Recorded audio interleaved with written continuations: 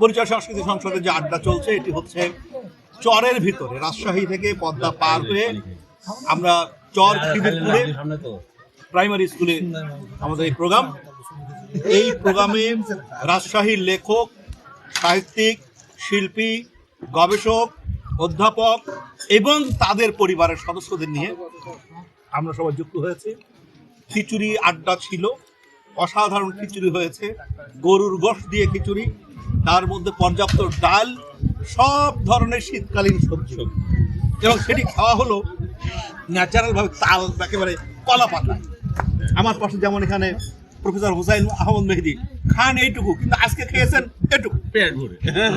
উনি এই খিচুড়ির ভিতরে কি প্রোগ্রাম শেষ হয়ে যাবে না আরো চমক আছে?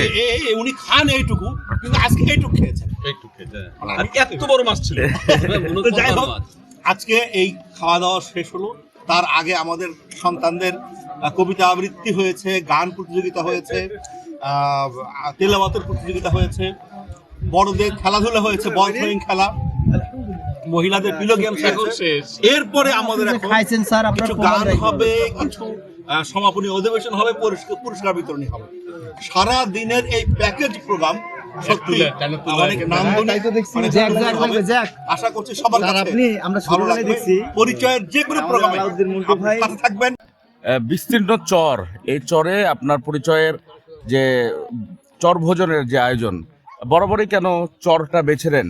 চরে কি বিশেষ কোনো আপনাদেরকে মেসেজ দেয় কিনা? হ্যাঁ, বরাবরই চর বলতে আমরা তৃতীয়বারের মতো এবার চরে করলাম, মানে বাইরে করেছি অনেকবার। চরে বেছে নেওয়ার পিছনে বিশেষভাবে কারণ হচ্ছে যে লেখকরা সবসময় শহরের সেই পরিপাটি জায়গার মধ্যে জীবনযাপন করে, সেই কাঠের মধ্যে, ইটের মধ্যে লেখকদের জীবন। কিন্তু লেখকরা তো মাটি ও মানুষের সাথে সম্পৃক্ত জীবন নিয়ে তারা লিখবেন। চরে আসার উদ্দেশ্য হচ্ছে যে চরের মানুষের যে সংগ্রামী জীবন, তাদের যাপিত জীবনকে ভালো করে দেখা, উপভোগ করা, সেই জীবন থেকে শিক্ষা নিয়ে কলমের ডগায় তাদের জীবন সংগ্রামের ইতিহাসগুলো চলে আসবে, লেখাগুলো মানব ঘনিষ্ঠ হবে, জীবন ঘনিষ্ঠ হবে। এই জন্যে আমরা লেখকদের বছরে একটিবার চরে নিয়ে আসি। সাধারণ মানুষ, খেটে খাওয়া মানুষ, রোদে পোড়া মানুষ, সত্যিকার অর্থে যে মানুষগুলো এই দেশের সোনা, যাদের মধ্যে কোনো হিংসা বিদ্বেষ নেই, যাদের মধ্যে কোনো ঠেলাঠেলি নেই, মারামারি কাটাকাটি নেই, এই সরল সহজ মানুষগুলোর জীবনের সাথে আমরা একত্রিত করতে চাই। তাদের এই জীবনের অনুষঙ্গের সাথে সবাইকে মিক্সড করে লেখকদেরকে সত্যিকার অর্থে মাটি ও মানুষের লেখায় অনুপ্রাণিত করবার জন্য আমরা চরে নিয়ে আসি। শহরের মানুষ যারা আছেন, চর খিদিরপুরটা আসলে কি কারণে ভ্রমণ করা উচিত? চর খিদিরপুর আসলে ভ্রমণ করা উচিত। শুধু চর খিদিরপুর না, আপনি চর মাজার দিয়ার যেতে পারেন, চর খিদিরপুর যেতে পারেন, খানপুর যেতে পারেন, 10 নম্বর যেতে পারেন। আমরা আজকে চর খিদিরপুর মিডিল চরে আসছি। এটি যাতায়াতের ক্ষেত্রে খুব সহজ।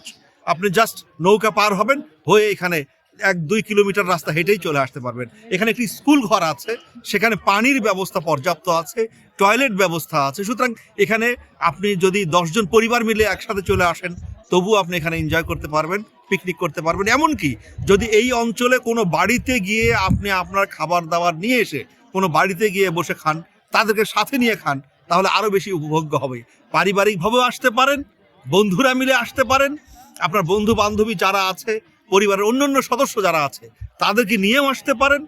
এমনকি একসাথে ক্লাসমেট এবং ইয়ারমেট, নানান রকমের যে অর্গানাইজেশনগুলো আছে, তারাও অর্গানাইজেশনালি এইদিকে আসতে পারেন মানুষের যাপিত জীবনকে বুঝবার জন্য, জীবন সংগ্রামকে বুঝবার জন্য।